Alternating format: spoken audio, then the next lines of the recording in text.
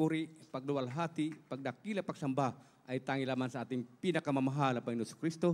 And I give double honor to our dearly beloved Pastor Estrada Almeida, the entire prophet of God, man of God, and to remember the cherished memories of the preaching of our dearly assistant pastor Lina C. Almeida, and to all beloved Almeida's family, and to all beloved workers, veterans, visitors, blessed afternoon to all of you. Minamahal, taos puso ako nagpapasalamat sa dakilang Diyos sa araw na ito upang ipahayag ko ang kabutihan, ang kamangamangha, himala sa aking buhay. Right, hallelujah. Na ako'y nasib dito sa Jesus Miracle Crusade. Minamahal, ang patutuong ito, hindi dapat natin ikahiya saan man madla, saan man dako sa mundong ito, atin ipatutuo sapagkat ito ang landmark sa ating puso na upang ating ipahayag sa lahat upang malaman nila na ang Diyos sa Jesus ay totoong buhay. Ang pastor dito ay totoong pastor, sinugo ng ating pinakamamahal na Panginoon Jesus. Minamahal, 2007, nasib ako dito. Ako po ay may lubhang ng karamdaman. Ang aking karamdaman ay maligang TB. Mabubulok na loob ng kintiyan. Diabetes, high blood, tantad po ako ng sakit. Ako'y na dito bago ako nasib. Ang aking di lang ako minamahal, ang aking malasawa na mayroon malignant tumor, 9 cm na rin ang kanyang laki ng tiyan. Dapat immediate na operahan sapagkat apektado ng kanyang atay. Nandan din ang aking manak na simula na siya sinilang, mayroon hika, kakambal na hika, grabing hika. Aking mga anak na babae, mayroon din sakit na puso. Sabi ko, ibig sabihin, 4 kami, may malubhang karamdaman bago ko namin nakilala dito. Minamahal, bago ako nakakilala dito sa Jesus Miracle Crusade, bilang isang negosyante, alam mo ninyo minamahal, malakas sa gobyerno, tinatawag kami na little president, may aking mga negosyo, hindi ko kulang mga permit sapagkat kalakasan ng tao ang aking pinagtutunan. Subalit minamahal, dito pala, hindi dapat pala magtiwala tayo sa kalakasan ng tao, kundi sa Diyos pala tayo magtitiwala. Walang hanggang kalakasan. Minamahal hanggang ang tao na aking pinaglilingkuran, wala na, kinuha na natin pinakamamahal na Panginoon. Minamahal, doon na, nagsimula ang aking unang tawag sa akin, sa aking mga negosyo. Paglipat ko ito, nilipat ko mula Cubao hanggang Santa Lucia, hanggang wabot kami ng San Jose del Monte, Bulacan, hanggang dinala ko ito, negosyo ko minamahal sa isang isla.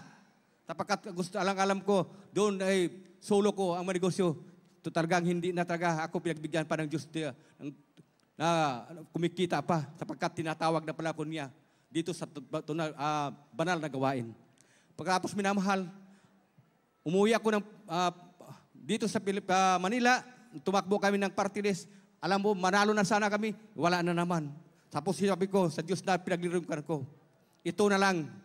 Kung hindi ako pinagpala, hindi mo na ako pinagpala, anong klaseng Diyos ka, sabi ko sa kanya. Itong huling negosyo ko, itong kontrakto, mayroon akong kontrata sa Telecom Globe mula Manila to Paranaque, pagbubuo manhole. Sabi ko, kung hindi mo ko pagkatain ito, kahit kailan, hindi na kita sambahin. Kailan, hindi na kita bibigyan ng bulaklak. Sapagkat alagang-alaga ko ang aking mga rebulto sa aming tahanan. Sabi ko, akala ko yun ang Diyos namin at sinasamba ko. Subalit dumating ang araw, natapos ang aking kontrata, yung pala, bayad na rin pala. Sabi ko, anong klaseng Diyos ka? Ako, umuwi sa aming tahanan. At sabi ko sa kanya, kahit kailan, hindi na kita sasambahin. Kahit kailan, hindi na kita bibigyan ng bulaklak. Simula ni Manamahal, hindi ko lang sasamba. Pagdating ng linggo, nag-iinom lang ako, susugal na lang ako, nilibang ko lang yung sarili. Wala kong ganang magnegosyo, Manamahal. Sapagkat hindi na ako kikita, panay lugi na lang. Kaya sa lahat ng mga Libkas para ito sa inyo, lahat na nakinig ngayon, na kung kayo pala, hindi lang pala dito ko nalaman, dito natantuhan, na kung ikaw ay negosyante, ikaw mabangkrupte, hindi lang kamatayan, hindi ka karamdaman, kaguluhan ng buhay, kundi kung ikaw pala negosyante na mabangkrupte, dapat hanapin mo na ang totoong Diyos. Dito sa Diyos. Hanapin na niyo dito sapagkat dito pagpapalain kayo, hindi na kayo makararanas pa ng mga problema sa buhay at ibigay sa iyo ng Diyos ang tamang negosyo na hindi makasira sa tao. Pagkatapos minamahal, habang ako dumating ang October, minamahal, nakasakit ako ng TB dahil sa aking stress, bakit na nangyari sa akin buhay. Nagpa-doktor ako doon sa Labor Hospital, minamahal. Mayroon na pala akong TB, mayroon na pala akong diabetes, high blood, may sakit na rin pala ako. Sabi ko, bakit nabilis naman? Minamahal. Pag uwi ko sa aming tahanan, galing sa Labor Hospital, alam po ninyo, may nakita ko yung laking streamer. October, nakalagay doon, Talipa Hulu Peace Mission, invited to attend. Sabi ko, totoo ka itong gawain na to. Sapagkat ang pastor dito, nakilala ko ay taga Surigao. Bilang isang Surigao noon, minamahal. Hindi basta-basta maniwala kami. Matigas ang aming puso isipan. Bilang presidente ako ng Solid Surigao Association of the Philippines noong panahon. Hindi ko naniwala. Sabi ko, gaya siguro sa isang mayroon nung gawain doon na lumalaban sa gobyerno. Siguro ganun din siguro to. Kaya minamahal instead, pumunta ko doon. Pumunta ko sa ibang congregation. Hanap kami. Dumating kami hanggang naabot kami ng Bicol, saan kami nag-aking milasawa. Kasama ko siya. Subalit man walang kagalingan. At isang araw, minamahal, dumating ang December, ang aking karamdaman ay malignan, naging malala na. Sabi ko sa aking milasawa, paano na to? December na ngayon. Noon, si December, ay napakasaya natin ngayon. Grabing kalungkutan natin sapagkat 4 tayong may karamdaman. Sige, sabi ko, magbihis kayo. Pupunta tayo sa isang congregation, napakaraming tao doon, baka doon ang Diyos nila ay magpagaling. Subalit minamahal, minamahal, pagdating namin doon, musalubong ka sa akin ng sobre. Sabi ko, may bayad pala Diyos dito. At tinukot ko, sabi, sige, babayaran, bigay ko ng pira. Dinukot ko aking wallet, minamahal, 1,000. Walang ibang pira kundi 1,000. Binigay ko, sabi ko, pagagalingin mo na ako. Pagalingin mo aking pamilya. Sa'yo na lahat yan. Sabi ko, subalit minamahal, pagkatasabi sa akin ng doktor, Mr. Kanda, tandaan mo, kung ikaw mahihilo, magsuka, di ka mahirapak, hindi ka mamatay, ka bedridden. Sapagkat yung panahon, minamahal, 1 kutsara lang kinakain ko. Pagkatapos, minamahal, pag uwi ko sa bahay namin, hating gabi, ang sinabi ng doktor sa akin, nangyayari sa akin, sabi, bigla ko nagsusuka, naghihilo. Sabi ko, ito siguro pala, ito na ang bulas na gabi sa akin, buhay. Paano lang aking asawa, na may karamdaman aking mga anak, paano lang sino tutulong sa nila. Minamahal, ako'y umiyak, grabing iyak, sabi ko, kung ako lang makasalanan bilang club operator, nadamay ang aking pamilya, dapat ako lang parusahan mo. Bakit ang aking pamilya kasama mo? Wala ko, grabe kong iyak, minamahal. Subalit na sabi sa isipan ko, di ko na sila makita. Alam mo na minamahal, kahit sa kahirapan ng aking sarili, pinilit ko iakyatin sa taas upang makita ko sa huling hantuan ng aking pamilya. Pagbukas ng pintuan, nakita ko ang aking balsawa, napakahirap nila. Ako'y umiyak. Sabi ko, mga anak, mga asawa, mga gabi, di mo na ako makikita. Ako'y mamatay na, huwag kayo mabidridin. Sino lang tutulong sa atin? Minamahal habang bumaba ako. At handa pagbaba, pinakaramdaman ko ang sarili. Kung ako'y mamatay na, mga araw na to. Subalit minamahal ang Diyos dito ay totoong buhay. Ang Diyos dito ay to God, hallelujah. Mapagpala. Minamahal, pagpikit ng aking mata. Akala ko ako'y mamatay na.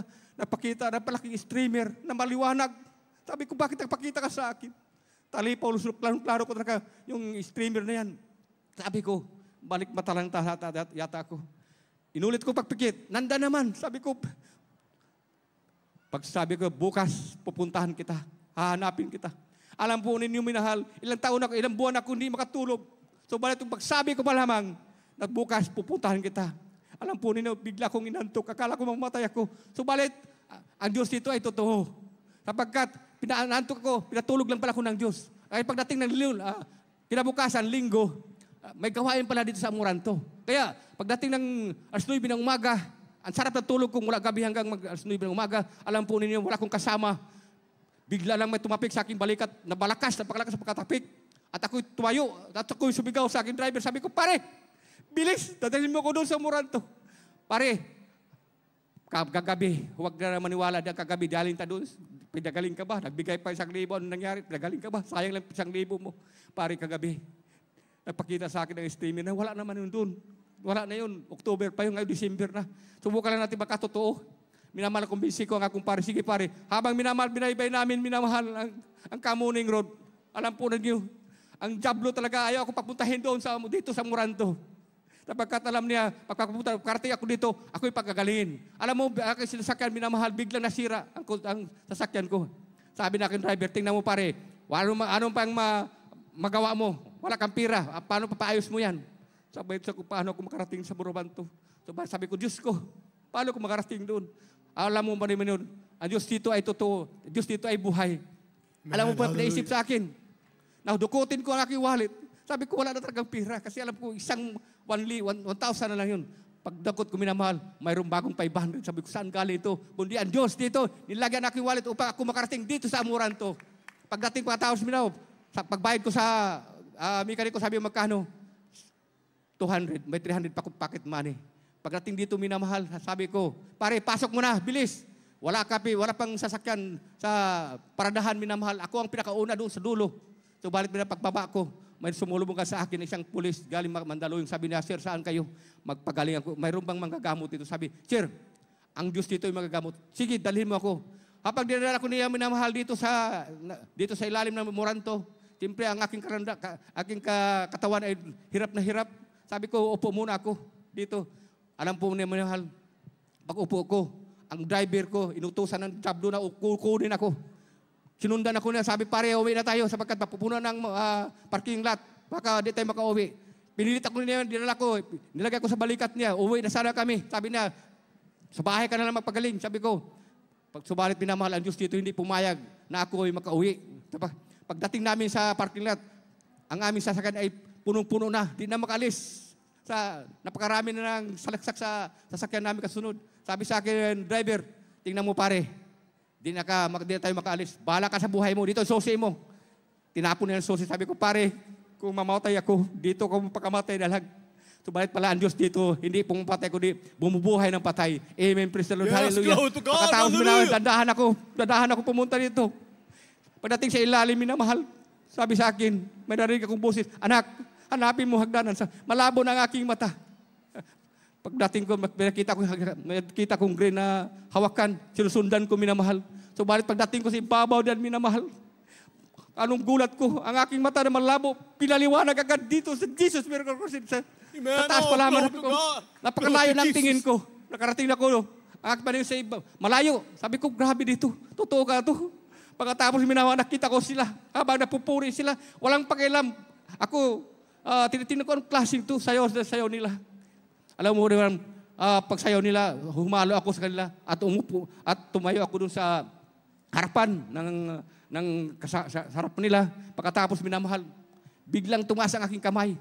At ako pala, sinusundan ko pala ang sayaw pala. Sabi ko, sayo ko. At pagkatapos ng sayaw, minamahal, habang nakaupo na sila, grabing pawis ko, iyak. Grabing iyak ko na pala. Sabi ko, umiyak na pala ako sa sipon ko. Halo-halo na. Ang damit ko, walang butunis. Basang-basa ng pawis. Grabe. Subalit minamahal. Anong gulat ko. Paghinga ko ng tuloy-tuloy. Ako, pinagaling ang aking, sabi ko, tuloy-tuloy na ang hininga. Tapos yung sakit ng dibdib ko, nawala. Sakit sa ulo, nawala. Likod, banit ng pagkamay. Talagang totally. Sabi ko, totoo ka to. Pinagaling ako dito. Ako yung lumukso. Tumatayo. Dito minamahal. Sumigaw ako. Sabi ko, namilagruhan ako dito, sabi ko. Para ako nag-exercise, minamahal na sa harapan, sa may Bardilla dan. Ako nag-exercise, nakita ko ng isang kapatiran, sabi na, Sir, ano nangyari sa'yo? Sabi ko, hindi ako nasiraan, kundi natutuwa ako sapagkat ang pastor dito ay totoo, ang Diyos dito ay totoo. Pinagaling na ko, instead pinagaling ako dito. At minamahal. Glory to God, glory to Jesus. Isang kutsara, sa pagkatapos minamahal, habang sabi niya, Sir, upo ka muna. Habang nakaupo ako minamahal, alam ng mahal Panginoon na isang kutsara lang kinakain ko. Kaya grabing gutom ko. Kaya pala ang Panginoon talaga napakabait sa akin. Alam mo pala, kaya pala mayroon ko iniwan 300. Alam niya, pag ako'y pagkagalingin dito, mayroon akong makain, mayroon akong mabili, pagkain, upang di ako muuwi.